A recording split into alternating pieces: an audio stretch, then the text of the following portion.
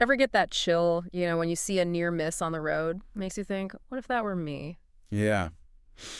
Well, today's deep dive is all about being prepared, especially for those driving those big rigs. Yeah. We're diving into truck driver emergencies. Right.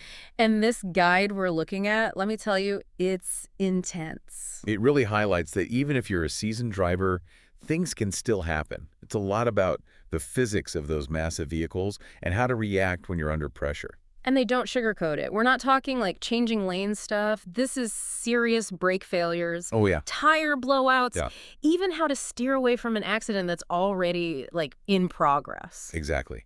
They emphasize that, of course, prevention is key, but even the most experienced driver can find themselves in these situations. And that's when the training is really valuable. And this guide throws around terms like fishtailing and jackknifing, which sound like they're right out of a movie, Right. but it shows that these are real dangers and knowing what to do is important.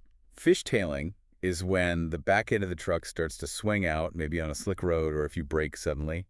And then jackknifing, even scarier, that's where the trailer swings towards the cab and you get that kind of V shape. Oh, yeah, that's not good. Not good at all.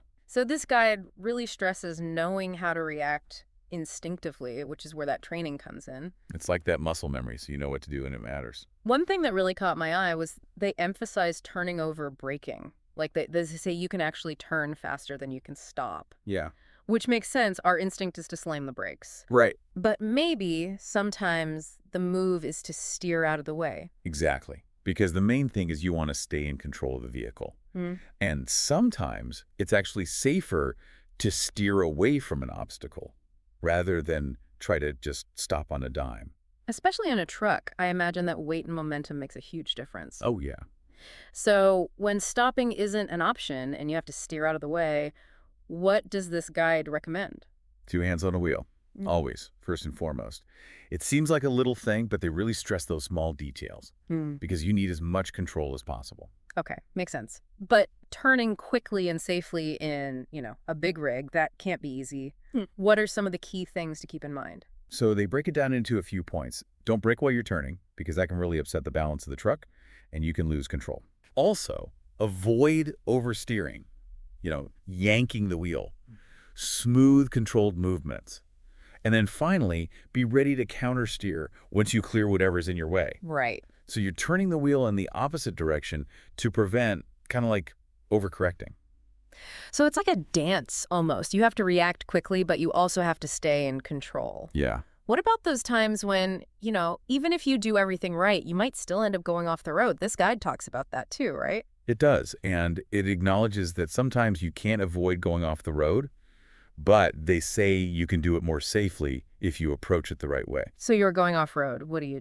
Well, the guide says, first, stay calm. Easier said than done, probably. Right. But they say don't slam on the brakes until you've slowed down a lot. You'll lose control completely if you do that. Okay, so you've got to get some control back before you can even think about steering back on the road. Exactly. And they mention, if you can, try to keep at least two wheels on the pavement if possible. Yeah, right. That helps keep some traction so you can steer more easily. So even when you're off-road, there's a strategy. It's not just like, hold on and hope for the best. Right. Now, brake failure, that's got to be up there on the list of scary things. Oh, for sure. And the guide talks about two main types of brake failure drivers should look out for. Loss of hydraulic pressure is one. Okay. So that's the system that basically makes your foot stronger on the brake pedal. If that fails, you lose all that extra force. So you're just left with your leg against a truck. Pretty much. Not good. And then there's brake fade, and this often happens on those long downhill stretches. It's all about heat buildup in the brakes. So you're essentially wearing them down faster than they can cool. Exactly. Yeah, basic physics, but in a terrifying way. It is. And this is where knowing your truck, doing those pre-trip inspections, it's really important. Yeah. Knowing how it responds on different roads with different loads, that can help you prevent a lot of these problems. Right. But let's say your brakes do fail. What do you do in that moment? It's all about staying calm. It's like a mental checklist. Yeah. Downshift, pump the brakes to try to build some pressure back up, and if you have to, even the parking brake. Wow. So Yeah. it's like a backup for your brake. Exactly. And knowing your escape routes. Those runaway truck ramps, those are there for a reason. Gravity is not your friend in a truck. Nope. All right, speaking of, let's talk tires. Blowouts, flat tires, terrifying in a car. I can't even imagine in a truck. It's one of the most common problems, but it can be really dangerous if you're not prepared. They stress that early detection is key.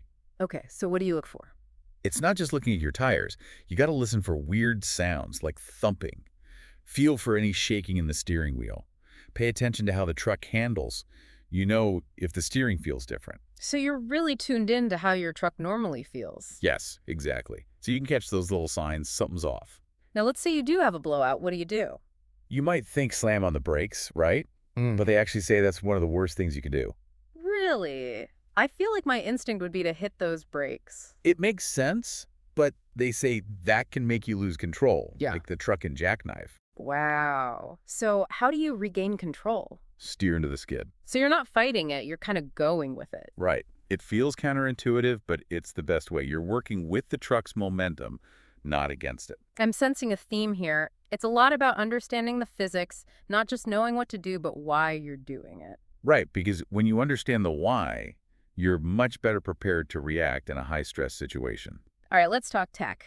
Anti-lock braking system, ABS. Everyone's heard of it, but this guide goes into how it actually works. It's pretty cool when you get down to it. So it uses sensors on each wheel to track how fast they're spinning.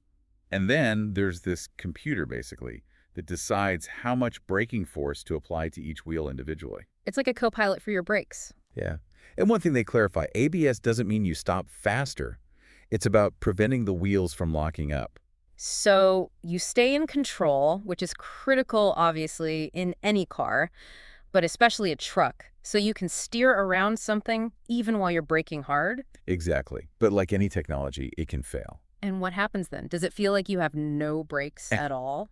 It could, but they actually talk about that in the guide. Oh, Like, so even if the ABS messes up, you've still got your regular brakes. right. So stay calm, keep driving normally, but you want to get that system checked out. ASAP, obviously. Makes sense, like a backup for your backup. Right. I'm noticing a theme here. It's a lot about not going with your gut reaction. Yeah. We've got steering to skids, no hard braking during blowouts, and now, even with ABS failure, just stay calm.